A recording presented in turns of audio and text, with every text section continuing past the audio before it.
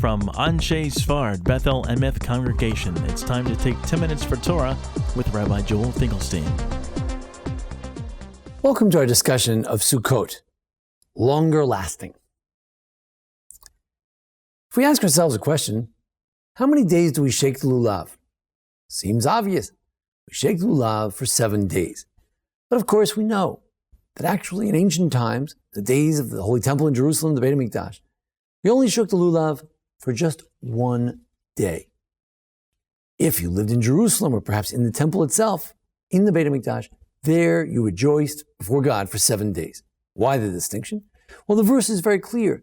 It says, "Ulkachtem lachem bayom harishon pri eitz hadar." You should take the beautiful fruit and the attendant leaves and branches on the first day.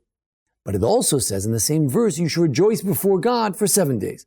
So the rabbi said, what it means is that if you're not in front of God, if you're not in Jerusalem or perhaps in the temple itself, then you should rejoice only for 1 day, the first day, with lulav. If you're in front of God, if you're in the presence of God, in the Holy Temple in Jerusalem, the Beit HaMikdash, perhaps in Jerusalem itself, then you can rejoice with the lulav for 7 days.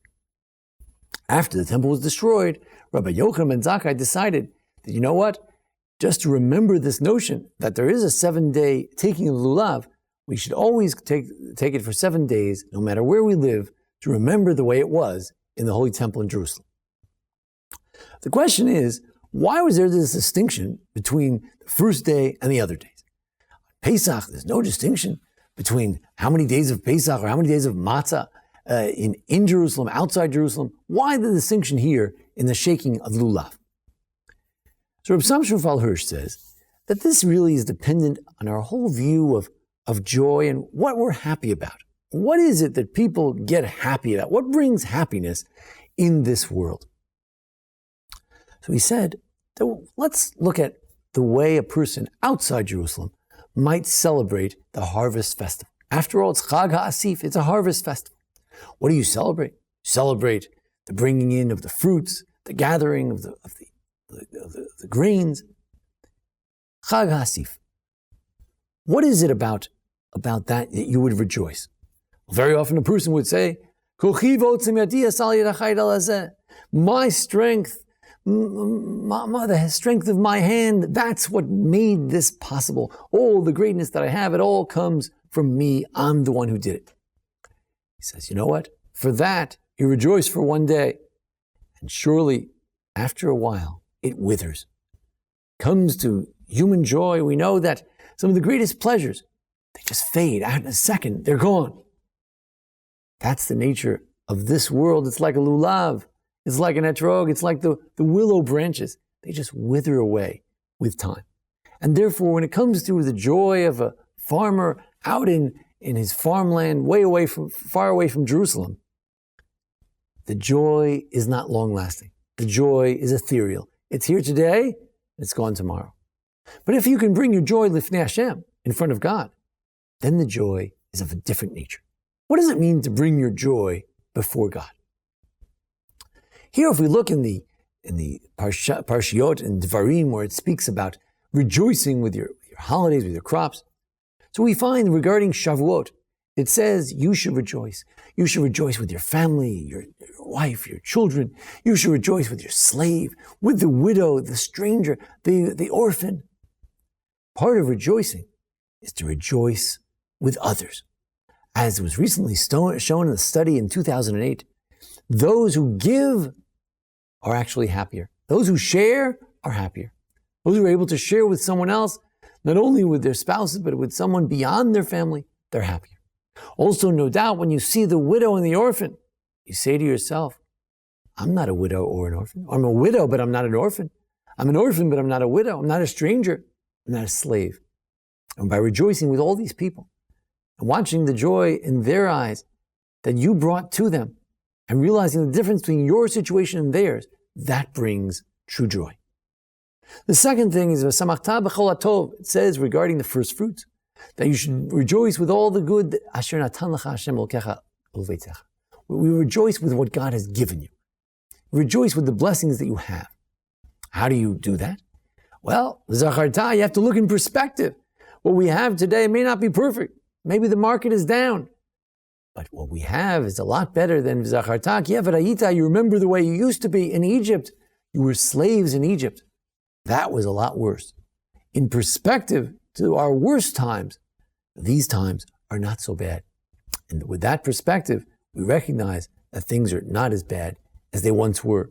Maybe way back in Egypt, or maybe in another point in my own life. Zacharta ki v'ra'ita. So Rabbi Samson Raphael Hirsch says, if your joy is a joy that's just outside of Jerusalem, so to speak, it's just about the physical harvest that you've harvested. Very often, joy in this world, olam hazeh, it dissipates, it wanes. Like we say, the nations of the world, the sacrifices of the nations of the world, the sacrifice we bring each day for the nations of the world, they diminish each day. It's less and less. But if you're part of the legacy of the Jewish people, then our light is always waxing. It's always growing greater, because a joy that's connected with godliness is a joy that's lasting. The joy of knowing, Shivti b'veit Hashem kol yemei chayai, the joy of knowing that I'm with God. The joy of being in Jerusalem. The joy that I didn't work so I could rejoice in what I worked with and work some more. I worked so that I find this not only holy time like Shabbat, but to be in a holy space, to have the privilege to go on vacation, so to speak, to a holy space. And there in Jerusalem, to take advantage of all that work I put in. Why do we work? What's the point of it? Is the point, aside from our sustenance, we work so that we can have those moments where we appreciate what we have. Appreciate it by seeing others who are less fortunate. We appreciate it by looking back in perspective to times that weren't as good. And we appreciate what we have by remembering where it comes from. When we sit in the Sukkah, you would think that at a harvest festival, you'd sit in great luxury. Instead, we sit in a Sukkah, as if to say, the truest joy will come from knowing that God is with me. It's that relationship with God, that rejoicing in the Holy Temple, of rejoicing with God. That's where the greatest joy comes. The Torah is telling us is that physical joy, it dissipates. It's only for a day. But spiritual joy, that can last a lot longer. It can last not for one day, but for 7 days. And symbolically, it can last forever. Hopefully, it can take us into an entire year of joy. Surely we experience many difficult times. The holiday is saying is that if you can cling to our relationship with God, that's not something that changes the protection. God's being with us is something you can rejoice in every single day. Shivti b'veit Hashem kol yemei chayai. The symbol of the Sukkah is that God is with us, not just during Sukkot, not just in the desert, but all the time. And that's something to really rejoice with. If we can do that, appreciate that, hopefully, Vayita ach sameach, we'll not just rejoice on the holiday, but we will be happy. Be happy knowing where I came from, what could have been, what others have, and knowing that who's always with me, namely, the Master of the universe. Thank you for joining us here at the Anshe Sfard Beth Elameth congregation for a discussion of Sukkot. Join us each week for a discussion of various holidays, parshiot, and how-to videos as well. Thanks to Jason Lefkowitz for his technical assistance. Appreciate everyone joining us. Chag Sameach. This has been 10 Minutes for Torah with Rabbi Joel Finkelstein. To learn more, visit ASBEE.org.